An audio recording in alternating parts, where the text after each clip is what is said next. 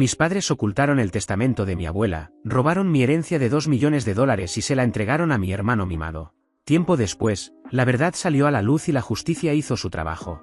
Hola a todos, soy Elías. Tengo 32 años y trabajo como analista financiero en Boston. Desde fuera, mi vida parece ordenada y estable. Tengo un departamento modesto en un edificio tranquilo, un auto confiable que nunca me ha dejado varado y una rutina profesional que me mantiene ocupado.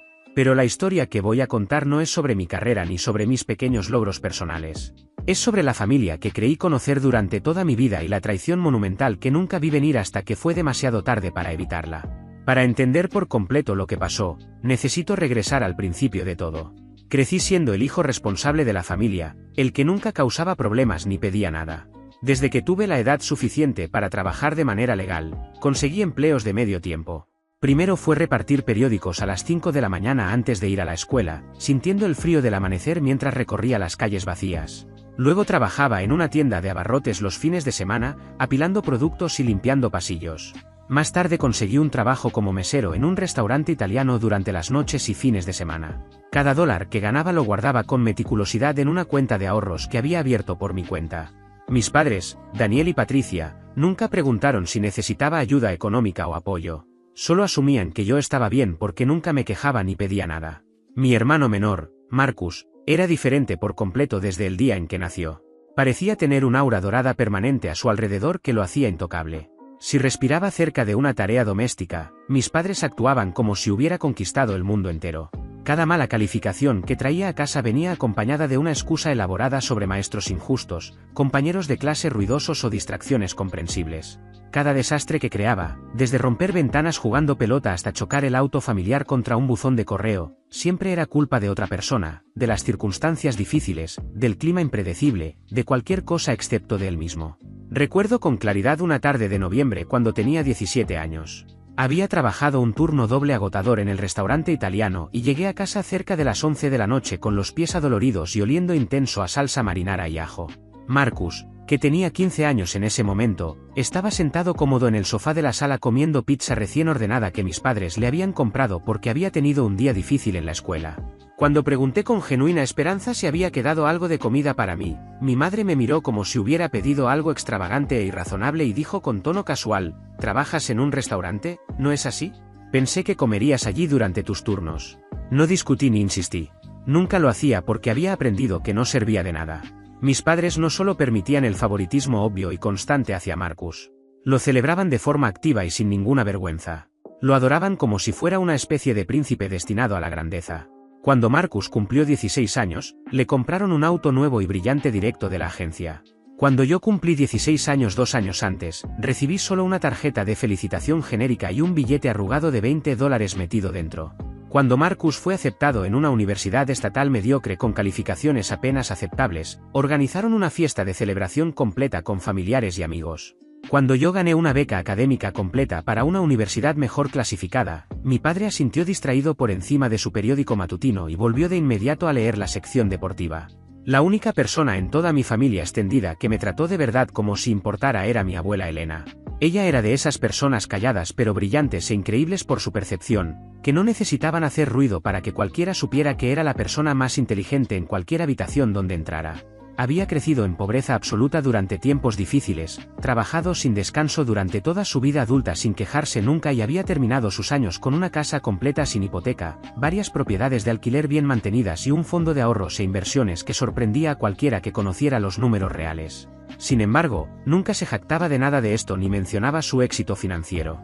En lugar de eso, solía decir cosas simples pero profundas como: siempre lee con cuidado lo que firmas, Elías, sin importar quién te lo dé o si alguien hace demasiado ruido alardeando sobre ser honesto y confiable, probablemente no lo sea en absoluto. Éramos muy cercanos, mi abuela Elena y yo. La visitaba con fidelidad cada semana sin excepción. La ayudaba con paciencia con sus mandados cuando necesitaba ir al supermercado o a la farmacia, arreglaba su computadora cuando se congelaba o funcionaba lento. La llevaba con gusto a todas sus citas médicas y me sentaba tranquilo con ella durante horas a tomar té de manzanilla mientras me contaba historias fascinantes de cuando era joven y el mundo era diferente por completo. Mis padres, en contraste marcado, Solo la visitaban en días festivos importantes como Navidad o Acción de Gracias y cuando necesitaban con desesperación algo de ella, algún favor específico o consejo financiero. Marcus aparecía solo de manera predecible cuando ella repartía sobres llenos de dinero en efectivo durante cumpleaños o Navidad.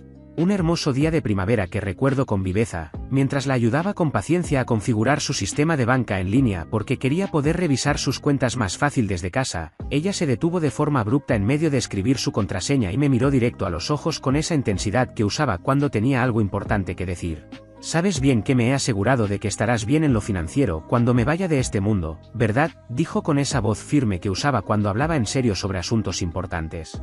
Recuerdo haber desviado la mirada sintiéndome incómodo con el tema de su eventual muerte y responder con voz suave, preferiría que te quedaras aquí conmigo el mayor tiempo posible, abuela. Ella sonrió con esa calidez característica, me dio una palmada cariñosa con su mano arrugada por los años y dijo con determinación, haré lo mejor que pueda, mi querido cariño. Pero aún así, lo puse todo por escrito de manera formal y legal. Más de una vez, para estar segura. No entendí el significado profundo de lo que intentaba comunicarme en ese momento específico. Pensé con inocencia que solo estaba siendo la abuela previsora y cuidadosa que siempre había sido durante toda su vida. Ahora comprendo que estaba intentando advertirme, y me estaba preparando mental y emocionalmente para lo que vendría después de su partida. Avancemos 3 años en el tiempo.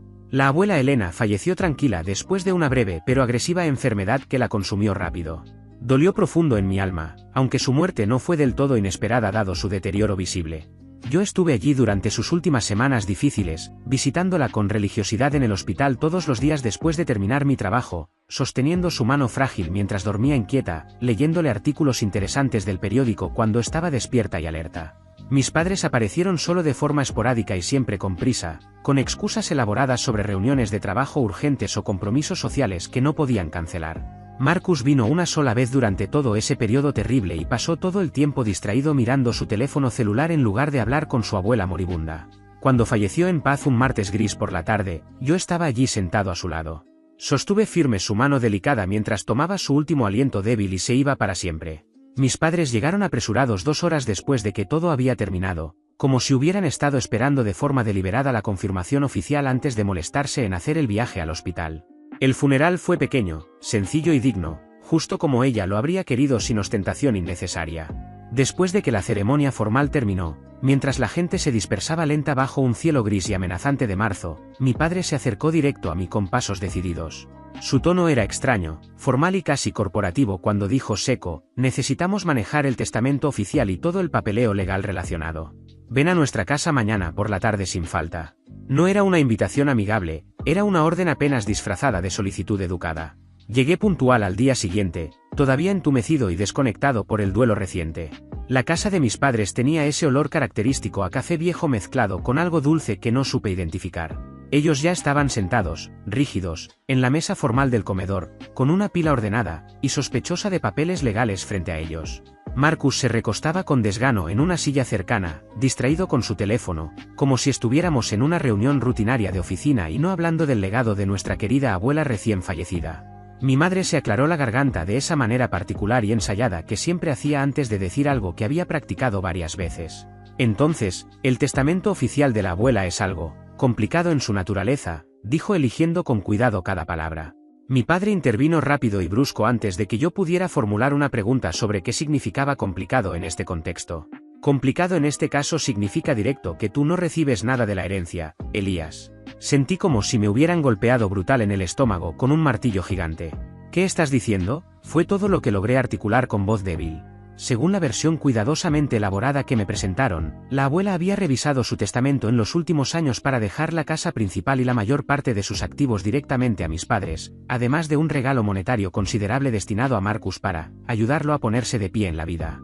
Yo quedaba fuera de la herencia porque, según ellos, ya era independiente y económicamente estable por mi cuenta. No queríamos que esta situación tan difícil te lastimara de ninguna manera, dijo mi madre, usando esa voz artificialmente suave que siempre adoptaba de forma estratégica cuando estaba a punto de decir algo terrible, pero quería que sonara compasiva. La abuela sintió en su corazón que tú no necesitabas la ayuda financiera de la misma forma que Marcus. Marcus ni siquiera pretendió ocultar su sonrisa satisfecha y arrogante detrás de su teléfono. No se trata de amor familiar, hermano. Es lo que tiene más sentido práctico y lógico dadas las circunstancias actuales. Tú ya eres estable en lo económico, tienes un excelente trabajo profesional bien remunerado, dijo con tono casi burlón. Me sentí como si estuviera cayendo por un precipicio oscuro, sin un final a la vista. Recordé con total viveza cada vez que mi abuela me había dicho, de forma directa y con convicción, eres responsable y confiable, Elías. No me preocupa que alguien pueda manipularte con facilidad o aprovecharse de ti.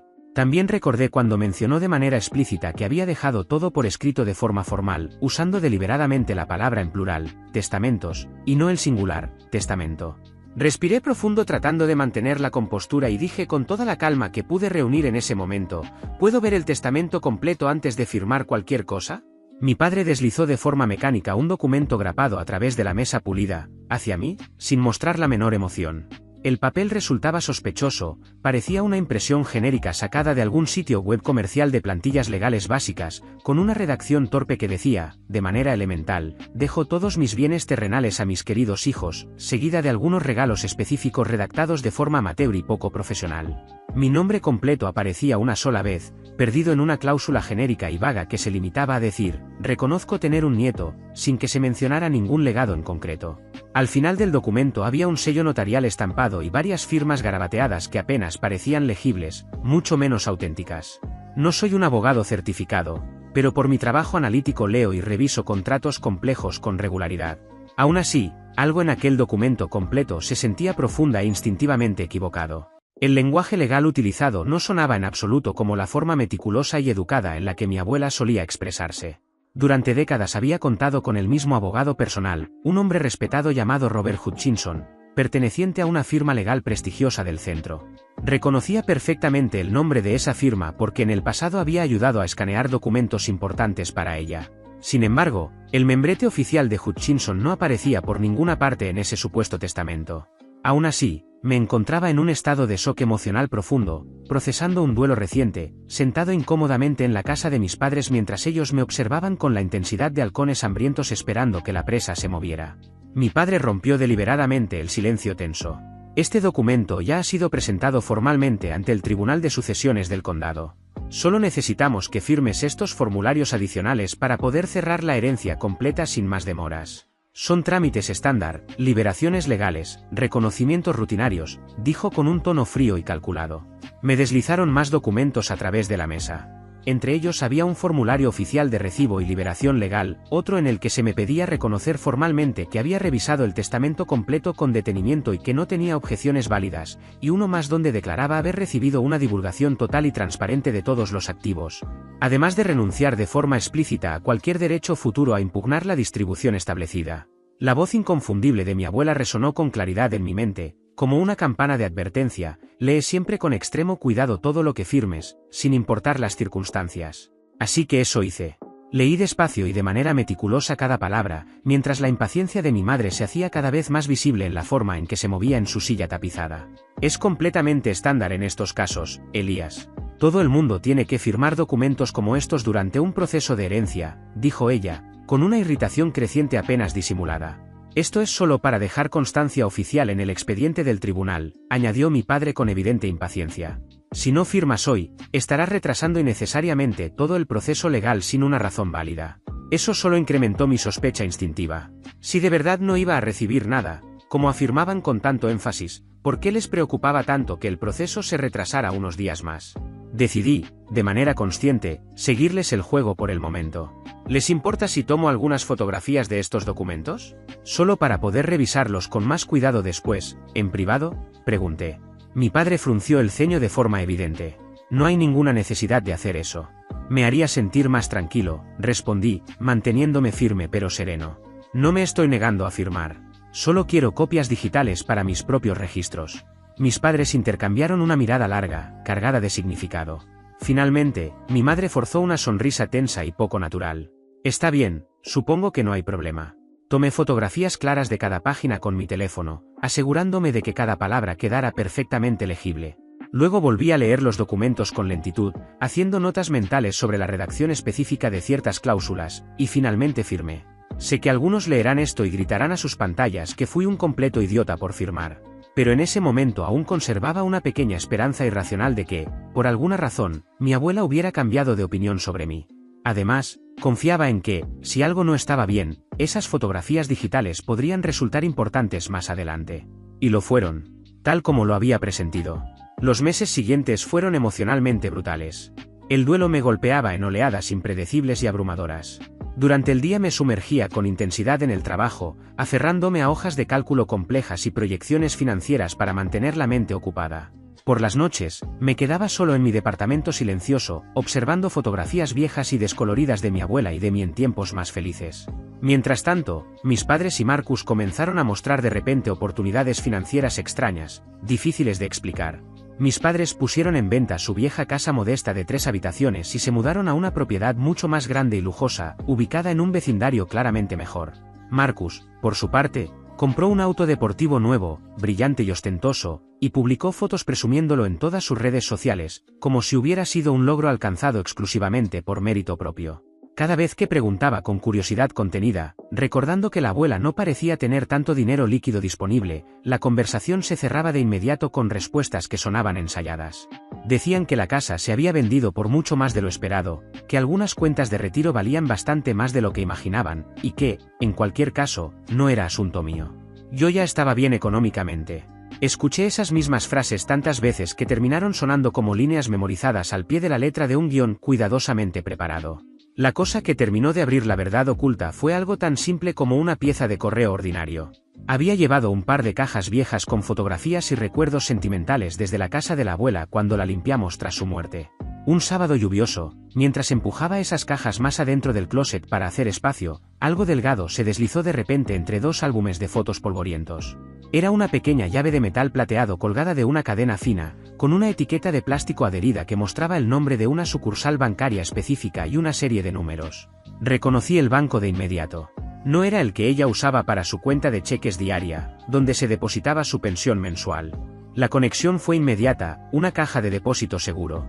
Una caja de depósito seguro es un compartimento privado dentro de un banco, al que solo pueden acceder las personas autorizadas. Se paga un alquiler anual para mantenerla activa y la gente suele guardar allí documentos importantes, copias de testamentos, escrituras, joyas o cosas que no quiere tener en casa. Si el pago se vence y nadie responde, el banco no se queda con el contenido, perfora la caja de forma oficial y lo pone bajo custodia hasta que un tribunal decida qué hacer. Por eso, el hecho de que esa llave existiera ya era inquietante. Una semana después llegó una carta a mi departamento, reenviada desde la antigua dirección de mi abuela. Provenía del mismo banco cuyo nombre figuraba en la etiqueta de la llave. Estaba dirigida formalmente a la herencia de Elena Morrison e informaba que el alquiler anual de la caja de depósito seguro estaba vencido. Advertía que, si no se recibía el pago dentro de 30 días, la caja sería perforada oficialmente y su contenido retirado a custodia del banco. Eso no tenía sentido. Durante todas las conversaciones sobre la herencia, nadie había mencionado jamás la existencia de una caja de depósito seguro. Llamé a mi padre de inmediato. Le pregunté si sabía que la abuela tenía una caja de depósito seguro en ese banco específico y le comenté que estaban enviando avisos de pago vencido. Intenté sonar casual. Hubo un silencio largo al otro lado de la línea. Luego dijo que sí, que lo recordaba, pero que no era nada importante. Solo algunos papeles viejos y recuerdos sentimentales sin valor. Aseguró que ya lo habían manejado por completo. Le pregunté cómo. Respondió que la habían vaciado hacía meses y que la cuenta estaba cerrada. Según él, debía tratarse simplemente de un error administrativo del banco y que no me preocupara por eso. Pero con la llave física en mi mano y la carta reciente frente a mí, estaba oficialmente en territorio de alarma. Así que al día siguiente fui al banco por mi cuenta durante la hora de almuerzo. Expliqué a la cajera que era el nieto de Elena Morrison, que ella había fallecido recientemente y que había recibido un aviso por pagos vencidos relacionado con una caja de depósito seguro. Quería conocer su estado actual. La cajera revisó la carta, tecleó en su computadora y frunció levemente el ceño. Dijo que la caja seguía figurando como abierta / activa y en mora por pagos, y que los avisos se habían estado enviando a la última dirección registrada. En ese momento supe que alguien estaba mintiendo. ¿Están mis padres listados como titulares autorizados?, pregunté, sintiendo cómo el corazón se me aceleraba. Ella volvió a verificar. Hay 2 titulares en la cuenta, su abuela, Elena Morrison, y su madre, Patricia Morrison.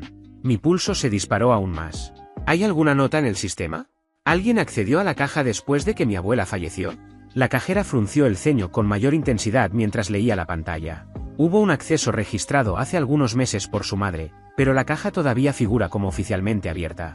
No ha sido perforada ni cerrada de manera formal. Esa fue la primera gran señal de alerta, clara e inconfundible. Si mis padres realmente hubieran vaciado y cerrado la caja como afirmaron, el sistema del banco la mostraría como cerrada. Pero no era así. Pregunté qué necesitaba para poder acceder a la caja como parte del proceso sucesorio. La cajera explicó que debía presentar prueba de que era el representante personal designado de la herencia o una orden específica del Tribunal de Sucesiones. El problema era que, según mis padres, todo ese proceso legal había sido finalizado por completo meses atrás. Así que esa misma noche entré en línea y busqué los registros públicos del Tribunal de Sucesiones. En mi estado, es posible obtener copias de los expedientes de herencia por una pequeña tarifa administrativa. Solicité todo lo que se hubiera presentado bajo el nombre completo de mi abuela. El paquete llegó por correo certificado unos días después. Cuando abrí el sobre grueso y vi su contenido, la magnitud completa del fraude empezó a revelarse, como una herida que se abre lentamente. Había un testamento archivado en el expediente oficial del tribunal. Era exactamente el mismo documento genérico que ya había visto, la misma redacción torpe y amateur, el mismo sello notarial cuestionable. Nombraba a mi madre como ejecutora de la herencia y declaraba de forma vaga que todos los activos se dividirían entre mis padres y Marcus. No mencionaba ninguna caja de depósito seguro ni ninguna de las propiedades de alquiler que yo sabía que mi abuela poseía. Se limitaba a decir, todos mis bienes mundanos. También había declaraciones juradas firmadas por ambos, mis padres, bajo juramento, afirmando de manera solemne que ese era el último testamento conocido de Elena Morrison y que no tenían conocimiento de la existencia de ningún testamento posterior. Esa noche me senté en la pequeña mesa de mi cocina con la computadora portátil abierta, los documentos del tribunal esparcidos frente a mí y las fotografías que había tomado de los papeles que mis padres me hicieron firmar. Nada encajaba. Busqué en mis correos electrónicos antiguos hasta encontrar uno del verdadero abogado de mi abuela, Robert Hutchinson. Comparé los nombres con cuidado. El supuesto testamento presentado ante el tribunal no había sido redactado por Robert Hutchinson ni por nadie de su prestigiosa firma legal. Era un documento genérico, firmado bajo otro nombre. El sello del notario también me generó dudas. Busqué el nombre en Google. Apenas aparecían resultados. Luego revisé la base de datos oficial del Estado de Notarios Públicos Autorizados. No figuraba ningún registro activo. Escribí entonces un correo electrónico cuidadosamente redactado a la firma legal de Hutchinson. Respondieron más rápido de lo que esperaba. Una paralegal profesional escribió: sí, la señora Morrison fue clienta de muy largo plazo de nuestra firma. Manejamos múltiples revisiones de su plan de herencia. No podemos compartir documentos sin autorización legal, pero confirmamos que existía un testamento archivado con nosotros. Nunca fuimos notificados de su fallecimiento. Esa última frase me dejó el estómago vacío. Si mis padres hubieran presentado el testamento legítimo de mi abuela, la firma habría sido contactada. No lo fue. Programé una cita. Sentarme en aquella elegante sala de conferencias fue completamente surrealista. Expuse todo de manera metódica, la versión de mis padres, el testamento genérico, la llave, la confirmación del banco. El abogado era un hombre mayor, con la misma energía tranquila pero afilada que mi abuela siempre había tenido. Escuchó sin interrumpirme. Cuando terminé, sacó varios archivos gruesos. Redactamos múltiples testamentos para su abuela, dijo con calma.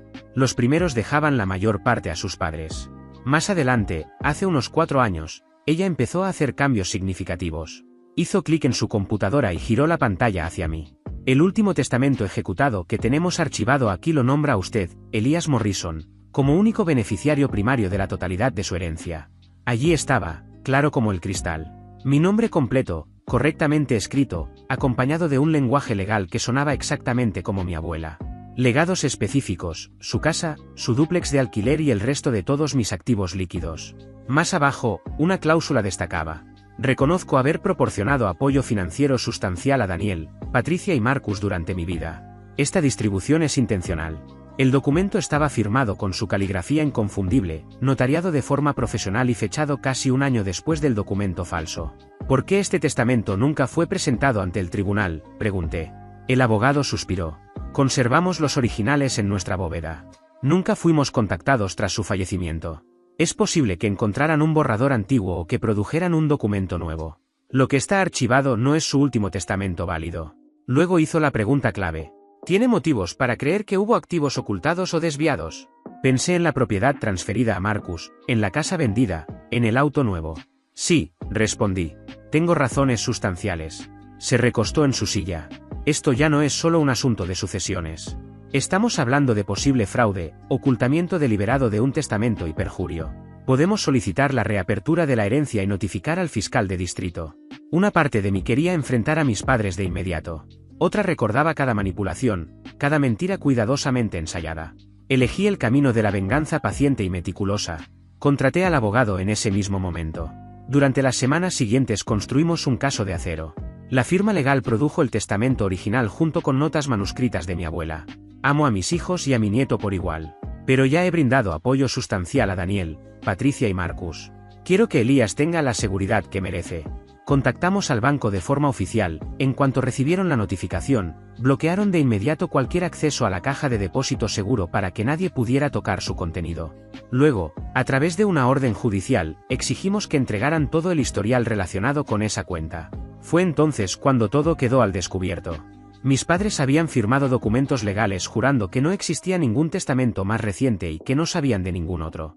Pero también quedó claro que habían declarado menos bienes de los que realmente había, reduciendo su valor a propósito para quedarse con más.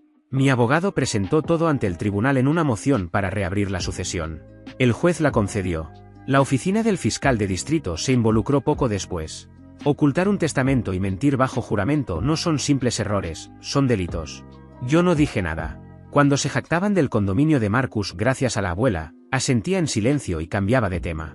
La primera señal de que algo iba mal para ellos apareció cuando intentaron refinanciar una propiedad y se encontraron con un gravamen judicial.